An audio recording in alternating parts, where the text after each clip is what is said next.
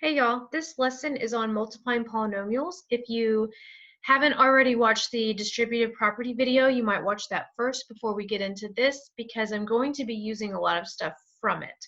So it'll be helpful as we navigate this lesson. Let's do this. There we go. Make this bigger. All right, so we are using the distributive property within multiplying polynomials. And that is here. There's two methods, and I mentioned this in the distributive property video. So you can use the distributive property, which was the little umbrella thing, or you can use the box method. I really love the box method for this lesson, but they're both actually the same thing. So it really doesn't matter which one you choose. I am going to show both so that you can make an educated decision on which way you want to use, but they are technically the same thing. They just look a little different. I like the box because it's very organized, and I like to do mathematics in an organized way. Bless you, so that I don't lose anything important. So we have the multiplication of two binomials. X plus 2 is a binomial, and x minus 6 is a binomial. You can use the umbrella or the distributive property by basically you have to take this first term and multiply it by both terms in the second parentheses, and the second term and multiply it by both terms in the second parentheses. So we'll go for the first one, x times x, x times negative 6, and then 2 times x, and 2 times negative 6. And then you'll notice these middle terms are alike, so we can add them together, and we end up with a trinomial, which is the product of the two binomials. So that's it. That's all it wants for multiplying. And then the box method, which is my favorite, x plus 2, x minus 6. I'm going to draw a 2 by 2 box here. It'll have 4 squares. And then inside the squares is the product. So like I mentioned in the distributive property video, you're taking, it's kind of like a Punnett square, and you're taking those outsides and multiplying them together, outsides multiply them together, and so on. So in this first box, it's x times x, which is x squared. In the second box, we have x times negative 6, which is negative 6x. Then we go to the bottom row, 2 times x, that's 2x, and 2 times negative 6, that's negative 12. So remember, inside the box is the product. And I'm going to write it out. Yeah, I'll write it out. So we have x squared minus 6x plus 2x minus 12. You might recognize this. And you also might recognize the answer. Same exact answer as on the left. It's just a different way to look at it. And I hesitated on writing it out the long way because one of the advantages to the box is that as long as the terms are written in descending order and nothing is skipped over, the terms on the diagonal are like terms, and you can kind of just skip this step. So I'll do that in the future, but I just wanted to show you that way for teaching purposes. All right, so why don't you pause it, try this one in both methods, and that's a good way to check your answers. If you do it 2 different ways and you get the same answer, then you're probably on the right track. So pause it, come back to check your answer, and hopefully right now you're checking your answer. We're distributing the 2x, and we're distributing the 3, these are like terms, and dun, dun, dun, that's our answer. And then if you do the box method,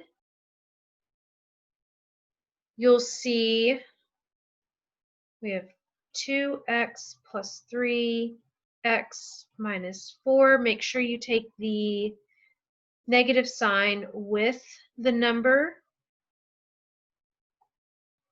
And then inside is the product, so 2x times x, 2x times negative 4, 3 times x, 3 times negative 4. Remember that these are alike, so that's going to equal, I'm going to go down here instead. 2x squared minus 5x minus 12. That's it. You will see this again in factoring. In factoring, you'll be given this piece, and you'll be expected to find that. So we'll work our way backwards. It's so fun. I love to factor. Factoring is my favorite. Okay, next page. Ooh, this one's really neat. We have a binomial multiplied by a trinomial. So I'm curious to see how many terms we end up with this one. We're going to do it two different ways. We're going to use the distributive property. They're both really the distributive property, so I guess I should say the umbrella method. I don't know. And we're also going to use the box method. It does not matter which side you choose to put your polynomials. I'm just putting the longer one on the top because of the orientation of the box in my notes. But you could do the trinomial on the side and the binomial on top. It doesn't matter. You're going to get the same answer because of the commutative property in multiplication. You can change the order and you'll still get the same answer.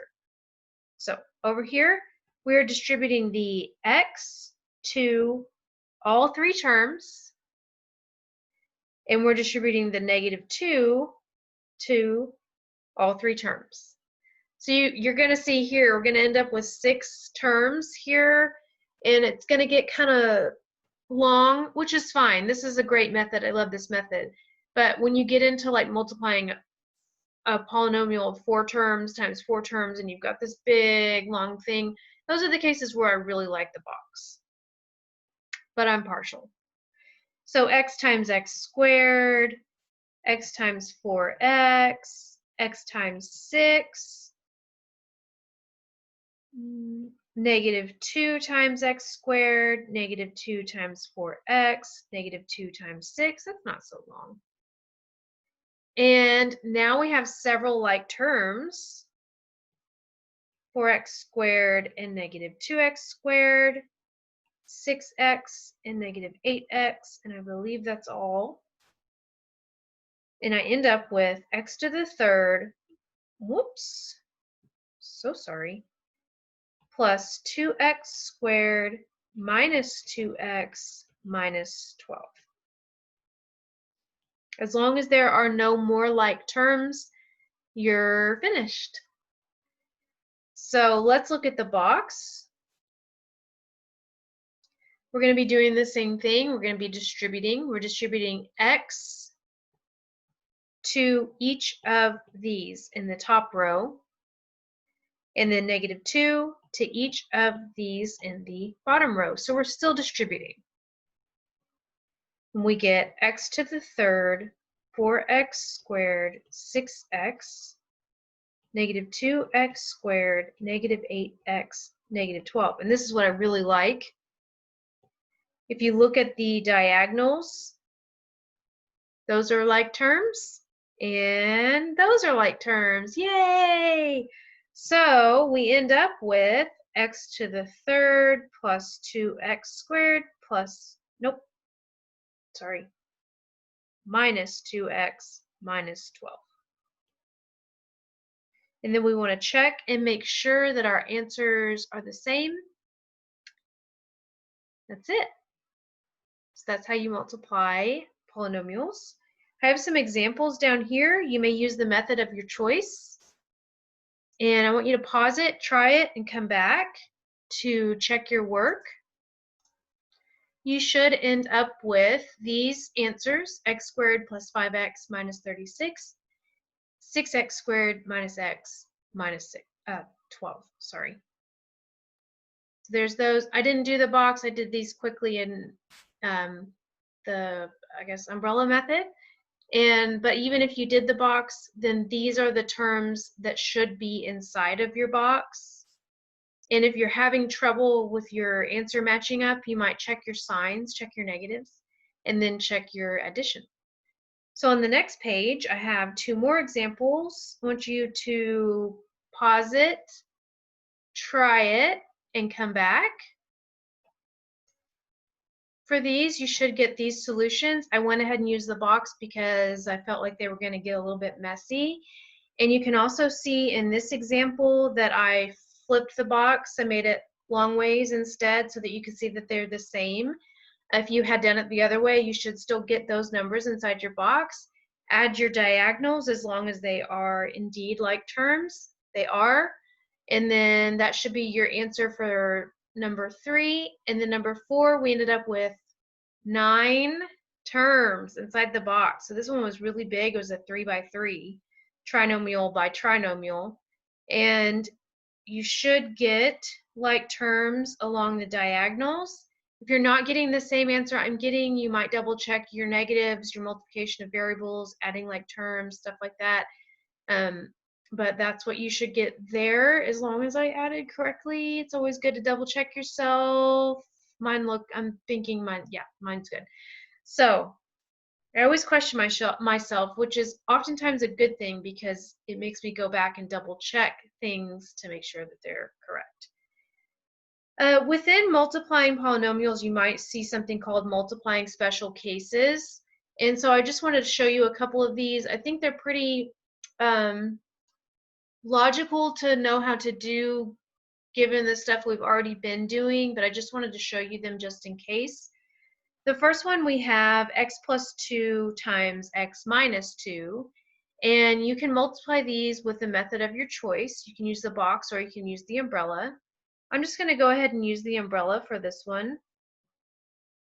We're going to get x squared minus 2x plus 2x minus 4. These middle terms are alike, and they actually add to 0. They're inverses, negative 2 and positive 2. And so we just don't have a middle term. What this is called is a difference of squares. When you get into factoring, you will definitely see this again. Difference means subtraction. Squares means that they are perfect squares. For today, you don't need to know how to factor that, but in the future, you will definitely see it. The number 2, we want to use the definition of an exponent to help us complete this. So by definition, an exponent means the number of times that the base is multiplied. So this little 2 up here indicates that the base is being multiplied twice. So to correctly write this out, it's x minus 2 times x minus 2. And then you can use the umbrella method or the box method, and you should get x squared minus 2x plus 4. Be careful with your negatives. And then also be careful. These are like terms, but they are not inverses. Negative 2 minus 2 does not add to 0. It adds to negative 4. And this is what's called a perfect square trinomial, which again, you won't need for this lesson as far as this class or this content, but if you're going on to other classes where you'll be factoring or other videos where you'll be factoring, you might see this again. So this is called a perfect square trinomial.